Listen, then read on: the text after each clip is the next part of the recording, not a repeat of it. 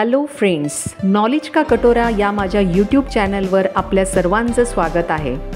तर आज आपण स्वादिष्ट, कुरकुरीत आणि झटपट बनणारे गुळाचे मोदक याची कृती बघणार आहोत। चला तर मग सुरुवात करूया। तर यासाठी आपण 1.5 वाटी मैदा घेतलेला आहे आणि अर्धा वाटी बारीक रवा घेतलेला आहे। त्यामध्ये आपल्याला तेलाचं कडकडीत मोहन घालून दुधामध्ये हे सगळं मिश्रण भिजवायचं आहे। तुम्हाला लागेल तसं दूध तुम्ही त्यामध्ये ॲड करू शकता आणि अशा प्रकारे हे मिश्रण आपण भिजवलेलं आहे आणि ते अर्धा तास आपल्याला झाकून ठेवायचं आहे। त्यानंतर आपण सारण याची तयारी करून घेऊ। त्यासाठी मी घेतलेला आहे 1 वाटी खोबऱ्याचा किस, जो बारीक मी किसलेला आहे। त्यामध्ये मी पाऊण वाटी गूळ, तो पण बारीक करून घेतलेला आहे। अशा प्रकारे हे दोन्ही गोष्टी मी एका कढईमध्ये घेतलेल्या आहेत आणि आता हे मी मध्यम आचेवर 5 ते 7 मिनिटं परतवून घेणार आहे।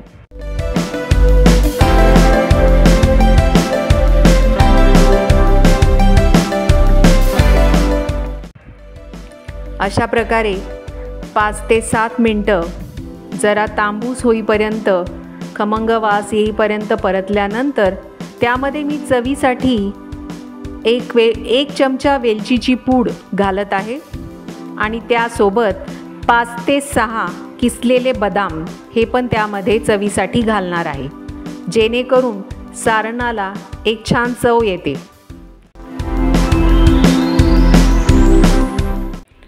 अशा प्रकारे आपलं सारण तयार झालेलं आहे आणि आता ते थंड होऊ द्यायचं आहे।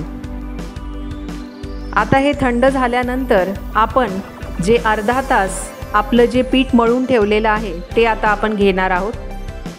त्याच्या छोट्या छोट्या बारीक पोळी अशा लाटल्यानंतर आपण त्यामध्ये सारण जे आपण बनवलेलं आहे ते त्यात ॲड करणार आहोत आणि सगळीकडून आपण ते बंद करून घेणार आहोत, अगदी व्यवस्थित, की जेणेकरून कुठलीही जागा ही ओपन राहता कामा नये, कारण आपल्याला नंतर ते फ्राय करून घ्यायचे आहेत।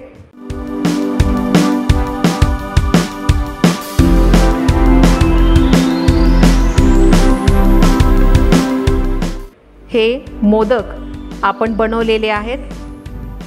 आता आपण एक कढईमध्ये तेल घ्यायचे, ते तापवल्यानंतर आपण त्याच्यात हळूहळू जे मोदक आपण बनवून ठेवले आहेत ते त्यात फ्राय करणार आहोत। पण गॅस साधारणतः मीडियमच ठेवायचा आहे, जेणेकरून आपल्याला ते व्यवस्थित प्रकारे फ्राय करता येतील।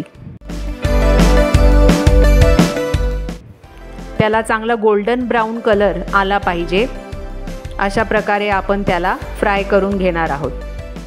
गोल्डन ब्राऊन इथे कलर आलेला आहे आणि आता आपण त्याला काढून ठेवणार आहोत। आपले मोदक जे झटपटही बनतात, चविष्ट कुरकुरीत असे गुळाचे मोदक तयार झालेले आहेत।